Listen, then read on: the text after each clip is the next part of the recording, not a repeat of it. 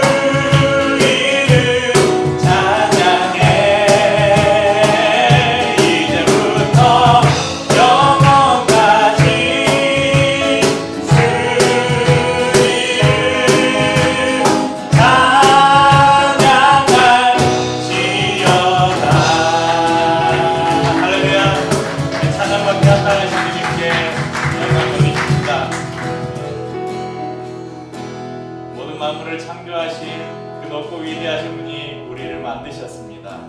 주님의 손으로 우리를 빚으시고 주님의 호흡을 우리 가운데 불어넣으셔서 우리를 지으셨습니다. 우리 옆에 분들을 그렇게 정비하게 창조된 하나님의 피조물로 하나님의 아름다운 작품으로 우리 바라보시면서 옆에 분들을 향해서 축복하며 우리 찬양을 드릴까요? 주님의 손으로 주님의 손으로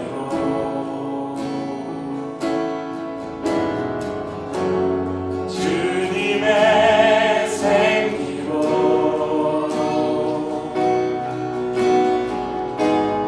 그대를 지으셨네.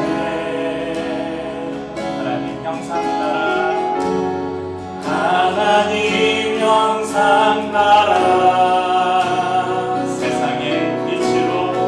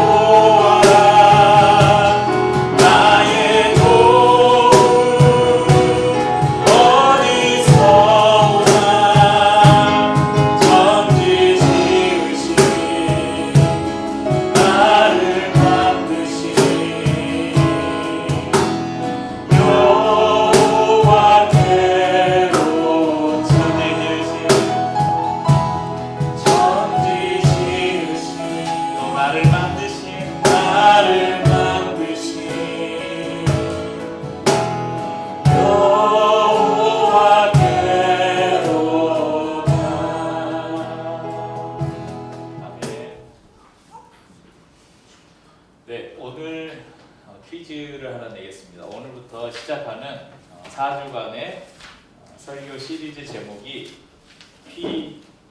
P4U입니다. 이 P4U가 무슨 의미일까요?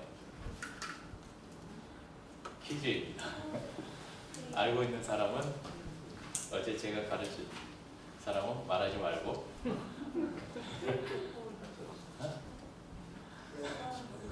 손을 들고 맞히시는 분께는 오늘 식사 후에 커피를 아인슈페너로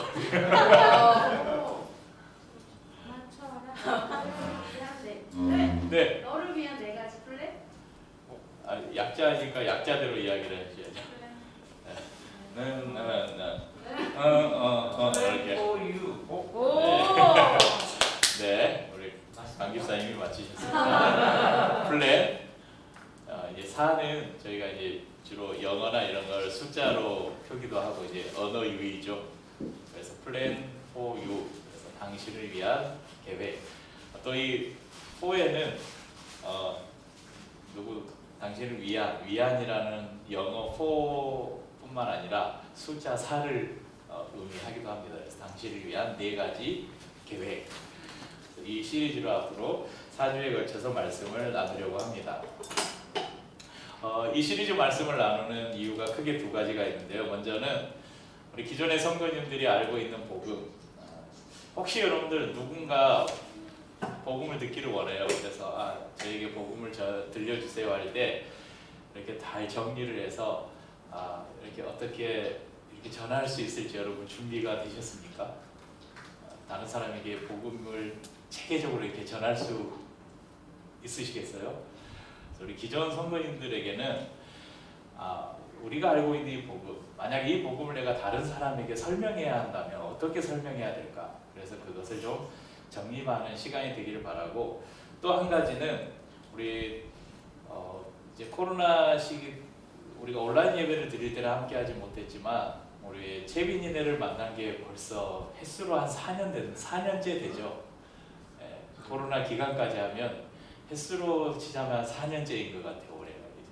오랫동안 저희가 만나서 예배를 이제 우리 채빈이랑 채빈이 어머니는 일찍 오셨고 채빈이 아빠는 좀 늦게 저희와 함께했지만 그래도 오랜 시간, 아마 제일 처음 만난 게 저기 그 소담 한정식집 거기서 저희가 회식을 할 때 우리 채빈 아빠가 거기에 식사하러 오셔서 제가 그때 처음 인사를 했던 걸로 기억을 해요.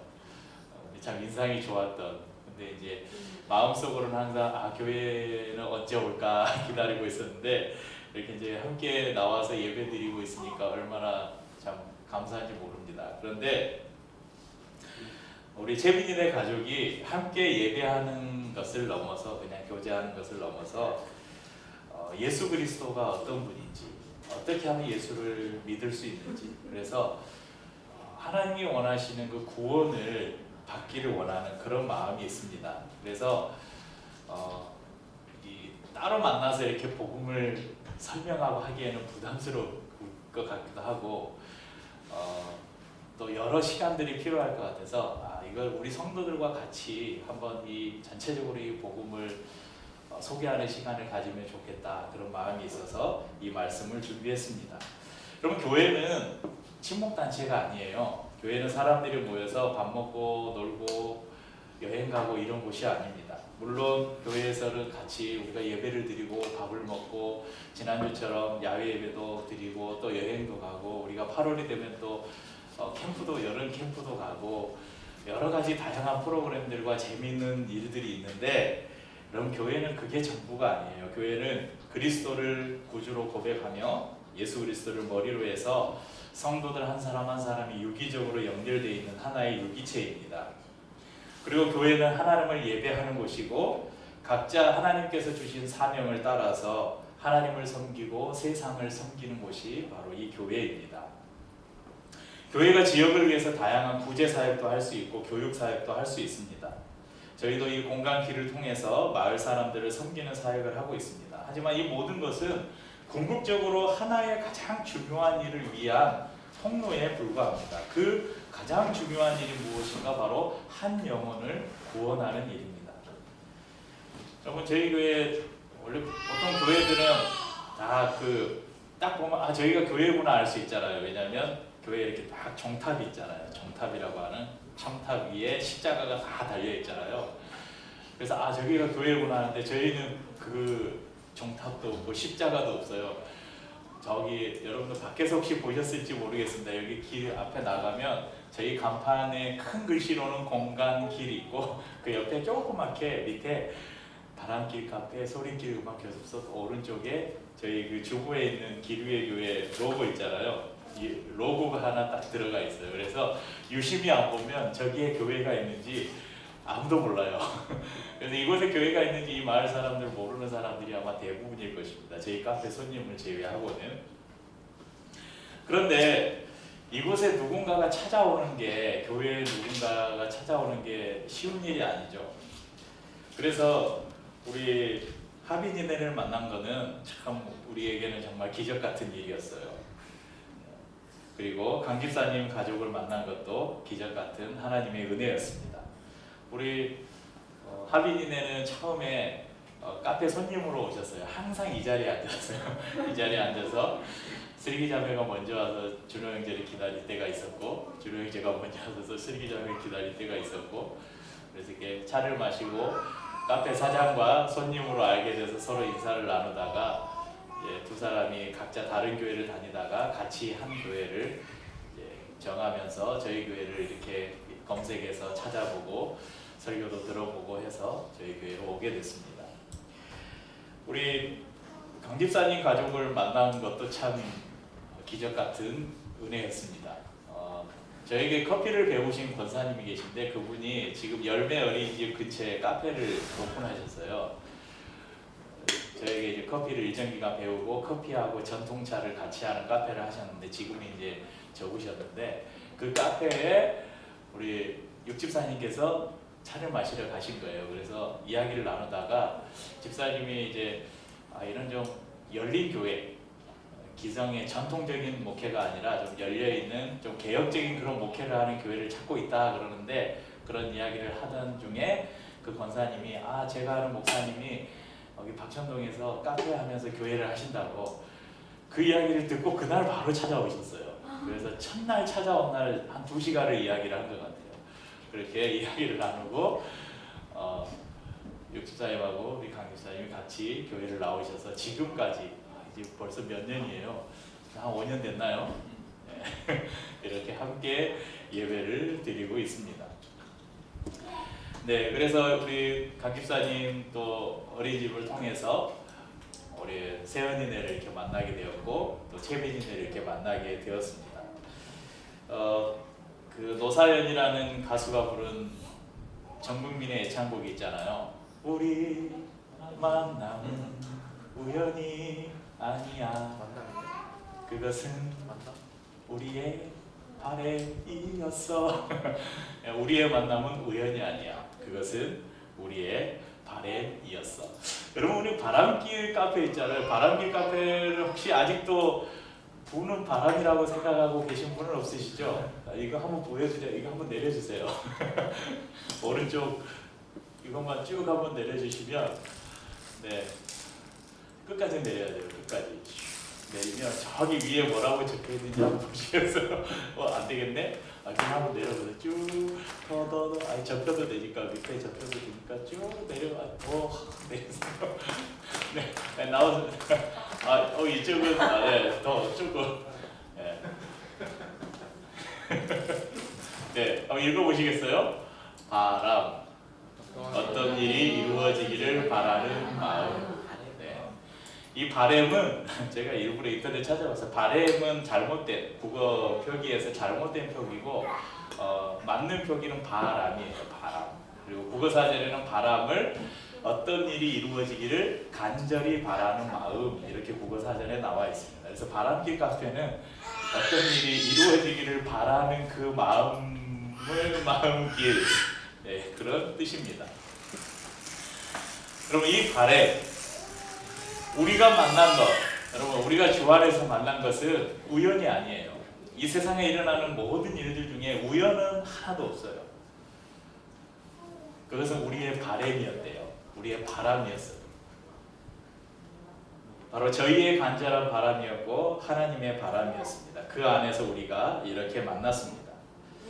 그런데 여전히 제 안에 남아있는 한 가지 아쉬움이 있다면, 제가 단정할 수는 없겠지만 우리 채빈이네가 아직 예수님을 인격적으로 만나지 못했다는 거예요.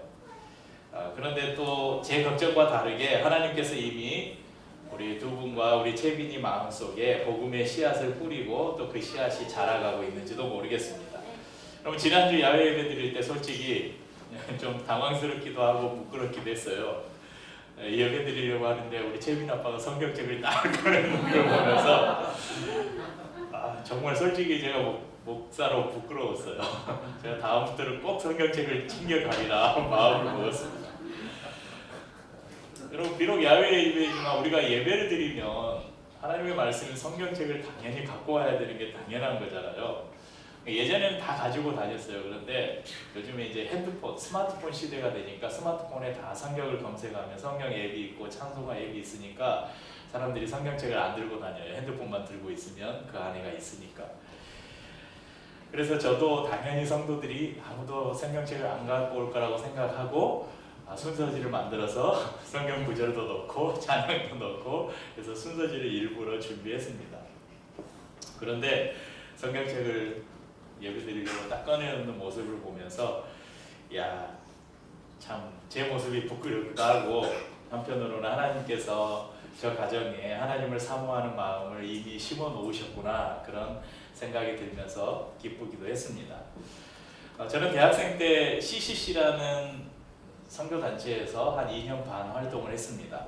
CCC는 미국에서는 캠퍼스 크루세이드 포 크라이스트, 캠퍼스의 그리스도를 위한 십자군이다. 그래서 우리나라에는 한국 대학생 선교회라는 이름으로 활동을 하는데, 그 선교단체에서는 제일 처음에 이렇게 사형리로 복음을 전하고 또 욕망남이라는 소책자를 가지고 공부를 하고, 그 이후에는 또 다른 책자가 있고, 제일 마지막에는 NLTC라는 훈련이 있어요. New Life Training Center라는 1년 코스의 훈련이 있는데, 이 코스를 수료하기 위해서는 사형리라는 소책자를 토시 하나 안 틀리고 다 외워야 돼요.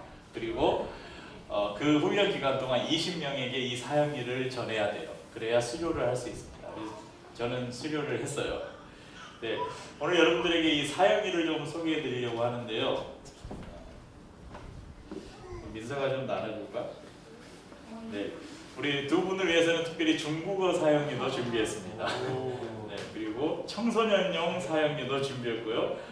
나머지 분들이 이걸 드리고, 중국어 사형리는 두 분 드리고. 이런 책자인데요.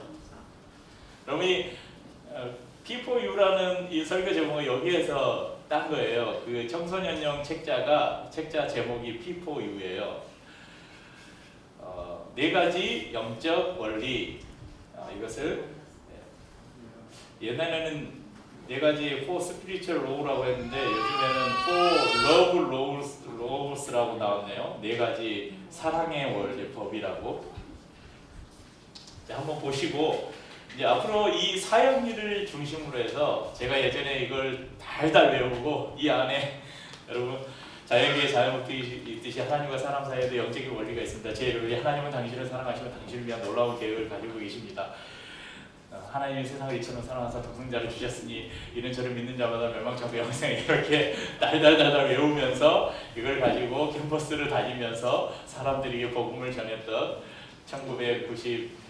1992년의 제 모습을 떠올려 봅니다. 오늘 이 사형리를 우리가 바탕으로 해서 앞으로 4주간 과연 복음이 무엇인가, 복음의 핵심을 함께 나누려고 합니다. 그리고 이제 네 가지 이 영적 원리를 이렇게 설명하고 나면 영적 기도가 나와요. 그래서 예전에 사형리를 전할 때는 1원리, 2원리, 3원리, 4원리를 다 전하고 나서 제일 뒤에 영적 기도가 나와요. 영적 기도를 다 소개해주고, 이 기도가 마음에 드십니까? 그러면 저를 따라해 주십시오. 그래가지고 주 예수님, 나는 주님을 믿고 싶습니다. 이렇게 기도를 따라하자라고. 기도를 따라하고 나면 제가 그렇게 이야기해요. 당신이 이제 그리스도인이 되었습니다. 그런데 시간이 지나고 보니까 이 방대한 하나님의 복음을 1, 20분 안에 이 책자를 제대로 소개하는 데 한 15, 보통 평균 15분이 걸리거든요. 1, 20분 안에 복음을 내가 온전히 소개할 수 있을까? 또 내가 온전히 소개한다면 상대방은 그것을 온전히 이해할 수 있을까? 그리고 그것을 통해서 과연 예수님을 인격적으로 만날 수 있을까라는 그런 의구심이 들더라고요. 여러분, 하나님은 뭐 한 사람을 구원하는데 10분이 필요하겠습니까? 단 1초에라도 하나님의 기적을 통해서 여러분 한 영혼을 구원하실 수 있지만 하나님이 지극히 상식적인 분이시거든요. 기적의 하나님이시지만 하나님이 막 기적을 날마다 일으키는 분은 아니에요. 평범한 일상을 통해서 역사하시는 분이시죠. 그래서 4주간의 시간이 어쩌면 짧을지도 모르겠습니다. 하지만 이 시간 동안 우리 집중해서 하나님의 말씀을 통해서 우리 복음을 이해하고 또 그 이해한 복음을 다른 사람들에게도 전할 수 있는 은혜가 있기를 바라고, 특별히 이 시간들을 통해서 내가 이 복음이 믿어진다는 그런 마음에 도전이 있을 때 예수님을 구주로 영접하는 일들이 우리 재빈이네 가정 가운데 일어나기를 주님의 이름으로 축복합니다. 자, 오늘 첫 번째 원리를 나눌 건데요. 첫 번째 원리, 여러분 첫 번째를 펴면 자연계의 자연법칙이 있듯이 하나님과 사람 사이에도 영적인 원리가 있습니다. 제1원리 뭐라고 써져 있죠? 하나님은 당신을 사랑하시며 당신을 위한 놀라운 계획을 가지고 계십니다. 여러분, 하나님은 우리를 사랑하신대요. 그리고 우리를 위한 놀라운 계획, 플랜을 가지고 계시대요. 그래서 오늘은 그 하나님의 사랑과 계획이 어디에 잘 드러나 있는가를 살펴보려고 합니다. 여러분, 그 하나님의 사랑과 계획이 가장 먼저 등장하는 장면이 어디냐면 바로 창조입니다. 창조. 그래서 오늘 1월리를 저희가 창조와 연관시켜서 설명드리려고 합니다. 여러분, 성경 가장 첫 구절, 여러분 성경을 펴면 가장 먼저 나오는 창세기 1장 1절에 뭐라고 시작합니까? 태초에 하나님이 천지를 창조하시니라. 여러분, 혹시 여러분들 학교 다니실 때 인간의 기원에 대해서 어떻게 배우셨어요? 저는 진화론을 배운 시대입니다. 요즘에는 어떻게 배우나요? 요즘에는 창조론과 진화론 중에 선택할 수 있나요? 요즘도 진화론이에요? 네, 미국 같은 경우는 이제 기독교 국가니까 미국에서는 주마다 다르고 어떤 주에서는 진화론을 가르치고 어떤 주에서는 창조론을 가르치고 또 이것이 어떤 것이 정설이다, 정답이다라고 요구하지 않습니다. 근데 우리나라에서는 아직도 시험 볼 때 진화론을 선택해야 하나요? 그래서 예전에 교회 열심히 다니는 친구들은 시험 볼 때 진화론 나오면 일부러 틀렸어요, 문제를. 나는 진화론 안 믿는다고. 여러분, 저희는 이 찰스 다윈의 진화론을 배우면서 자랐습니다. 진화론에 따르면 여러분 인간의 기원이 어디예요? 아메바예요, 아메바. 아메바가 세포 분열을 해가지고 분열하고 이제 막 종의 기원 해가지고 막 열등한 종은 사라지고 또 막 그 환경에 적응되면서 발달될 것이 발달되고 어떤 것은 쇠퇴하고 그래서 이제 진화돼서 어디까지 왔어요? 우리까지 왔어요. 근데 우리 인간 이전의 진화 단계가 뭐예요? 원숭이에요. 네, 오스트랄로피테쿠스 막 이런 것도. 네. 네. 여러분, 진화론에 따르면 여러분들은 원숭이의 후손이에요. 근데 저는 진화론을 믿지 않습니다. 저는 창조론을 믿습니다. 물론 창조론에도 다양한 의견이 있어요. 저희 교회에 보면 샘물결 플러스 출판사에서 나온 엄청 많은 책들이 있는데 그 책 중에 창조론자들이라는 아주 두꺼운 책이 있어요. 여기 있네요. 네. 어마어마한 이 창조론자들이라는 이 책은 기독교의 창조론인데 이 창조론에도 여러 가지 주장이 있어요. 여기 소제목에 과학적 창조론에서 지적 설계론까지. 그러니까 우리가 그냥 아는 창조를 하나님이 천지를 창조했다. 이 안에서도 어떻게 하나님이 창조를 하시고 여기까지 우리 인류가 이어져 왔는가에 대한 다양한 견해가 있어요. 그 여러 견해들을 담은 책이에요. 저 조금 보다가 포기했어요. 네, 이거 말고도 여러 가지 창조에 관한 책도 있고 아마 그 만화책도 하나 있거든요.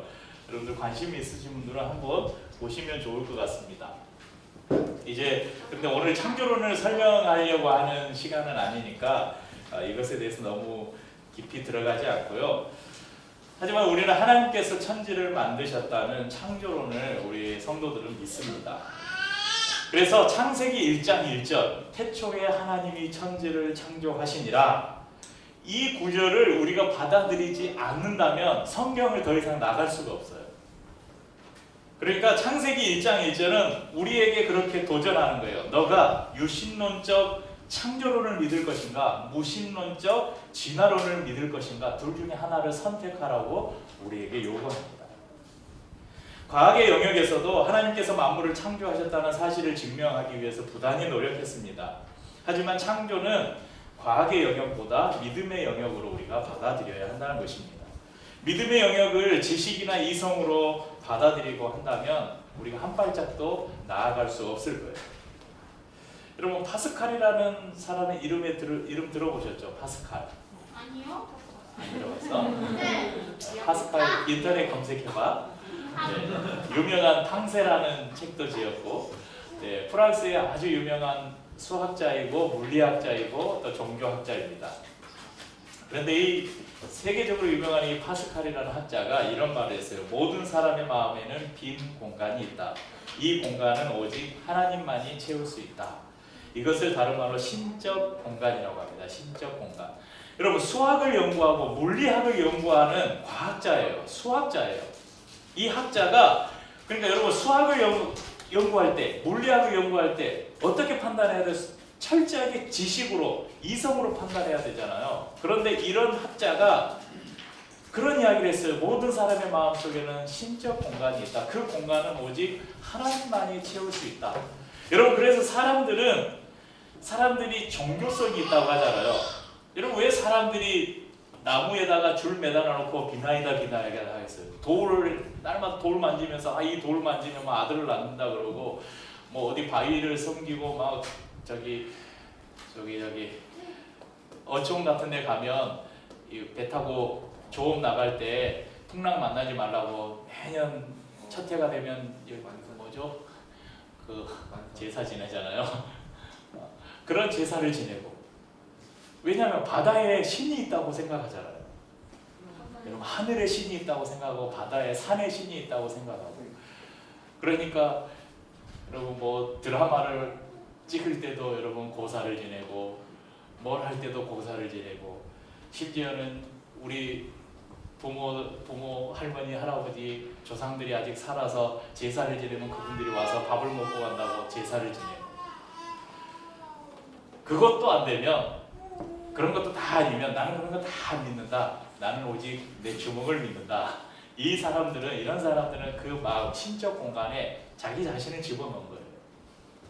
그런데 이 신적 공간은 누구만이 채울 수 있냐? 바로 하나님만이 채울 수 있다는 것입니다. 다시 창세기로 여러분 돌아옵시다. 태초에 아무것도 없는 무의 상태에서 하나님께서 창조를 시작하십니다. 빛과 어둠을 나누시고 물과 하늘을 나누셨습니다. 땅과 바다를 만드시고 풀과 채소와 나무를 만드셨습니다. 해와 달과 별을 만드시고 새와 물고기와 짐승들을 만드셨습니다. 그리고 제일 마지막에 사람을 창조하셨습니다. 그런데 여러분, 사람의 창조에는 특별함이 있어요.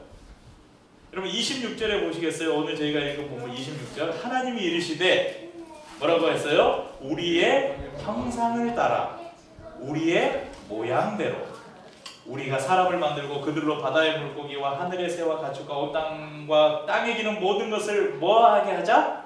다스리게 하자. 여러분, 하나님께서 다른 피조물을 만드실 때는 창조의 의사나 목적이나 모양 등을 밝히지 않으셨어요. 그런데 사람을 창조하실 때는 이것을 분명하게 밝히셨어요. 어떻게 만들었는지, 왜 만들었는지를 밝히셨다는 거예요. 또한 다른 피조물을 창조하실 때에는 무엇이 있으라, 그러니까 빛이 있으라, 이건 3인칭 사역형이라고 합니다. 하지만 사람을 창조할 때는 뭐뭐 하자, 1인칭 복수 권유형을 쓰고 있습니다. 뭐뭐 하자. 그러니까 나랑 같이 뭐뭐를 하자, 1인칭 복수 권유형. 또 다른 피조물을 창조한 날을 언급할 때는 뭐 첫째 날이 되니 둘째 날이 되니 이 날을 언급할 때는 정관사를 붙이지 않았는데요. 사람을 창조한 여섯째 날에는 히브리어 정관사 하를 붙여서 그 날이 특별한 날로 성경이 기록하고 있습니다. 여러분, 하나님께서 사람을 만드실 때 우리의 형상을 따라 만드셨다고 합니다. 하나님의 참 지식과 거룩함과 의 등의 하나님의 내면적인 속성을 우리에게 주셨습니다. 여러분, 하나님 우리를 기계로 만들지 않으셨어요. 요즘 과학이 발달하면서 AI 로봇이 등장하잖아요. 뭐 스스로 판단하고 할 수 있는. 그런데 여러분, 그 판단한다는 게 진짜 자기가 생각해서 하는 게 아니잖아요. 수많은 방대한 데이터를 입력해서 그 데이터 안에서 가장 합리적인 것을 판단해내는 거예요. 걸러내는 거죠. 그런데 여러분, 요즘에 이런 AI 로봇이 등장하기 이전에 아주, 그러니까 여러분, 과학 발전의 1등 공신이 누군지 아세요? 그 공상과학 만화 이런 거 만드는 사람들이에요.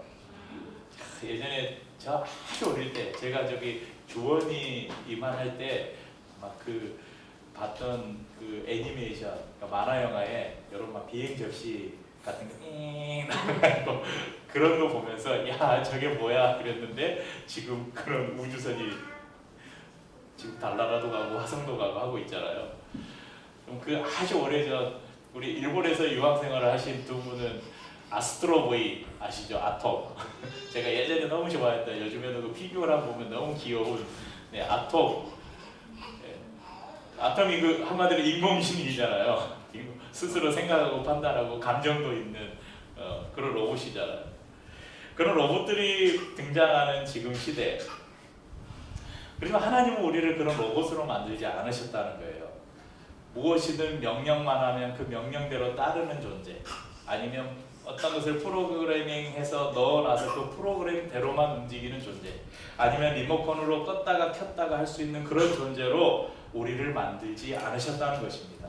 하나님과 동일한 인격을 가진 인격체로 자신의 의지로 자신이 원하는 것을 선택할 수 있는 존재로 우리를 만드셨습니다. 그리고 하나님께서 사람을 창조하신 목적이 무엇이라 말씀합니까? 하나님을 대신해서 다스리게 하자는 것입니다. 하나님의 형상을 따라 지음받은 사람은 하나님께서 창조하신 이 피조세계를 하나님을 대신하여 다스리는 권한을 부여받았습니다. 이는 다른 말로 하자면 하나님께서 모든 만물을 왜 만들어 놓으셨는가? 인간을 위해서 만들어 놓으셨다는 거예요. 창세기 2장은 특별히 사람의 창조에 대해서 조금 더 자세하게 설명하고 있습니다. 창세기 2장 7절에 보면요, 여호와 하나님이 땅의 흙으로 사람을 지으시고 생기를 그 코에 불어넣으시니 사람이 생명이 되니라.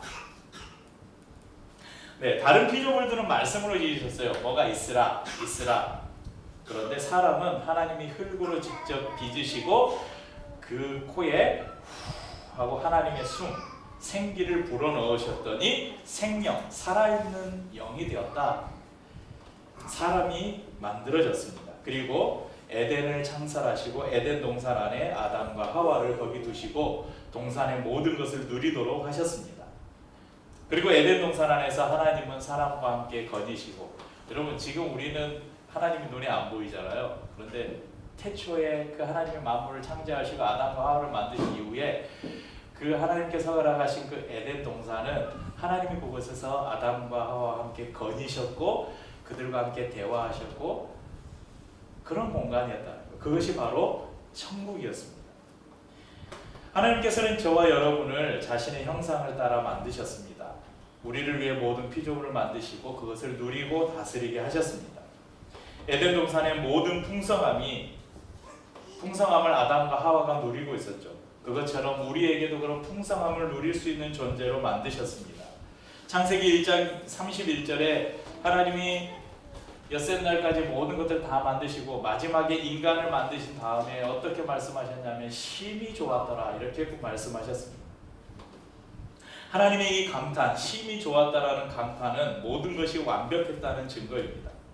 그런데 그 사람들의 후손들인 우리는 왜 그 에덴 동산의 풍성함을 누리고 살지 못하고 있는가? 하나님의 형상을 따라 지음받은 우리의 삶은 왜 이런가? 여러분, 여러분의 삶에 만족하십니까? 물론 예수 믿으니까 이제 만족하겠죠.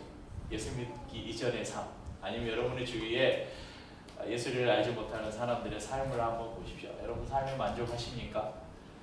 자신의 삶에 만족하는 사람들이 별로 없을 것입니다. 또한 우리가 살고 있는 이 세상은 어떻습니까? 여전히 이 세상에는 세상 곳곳에 전쟁과 기근과 또 살인과 폭력과 그런 수많은 악들이 난무하는 세상에 우리가 살고 있습니다. 왜 하나님은 그렇게 세상을 만들지 않으셨는데 우리를 이 세상을 다스리고 정복할 존재로 만드시고 그 안에 있는 모든 풍성함들을 우리에게 주시고 그것을 누리도록 우리를 만드셨는데 왜 우리는 그런 삶을 잃어버렸는가? 그 이유를 이제 다음 시간에 살피려고 합니다. 하지만 오늘 우리가 분명히 기억합시다. 우리는 하나님의 형상을 따라 지음받은 존재입니다. 하나님의 성품과 인격을 투영받았고 하나님이 지으신 세계를 다스릴 사명을 받은 사람들입니다.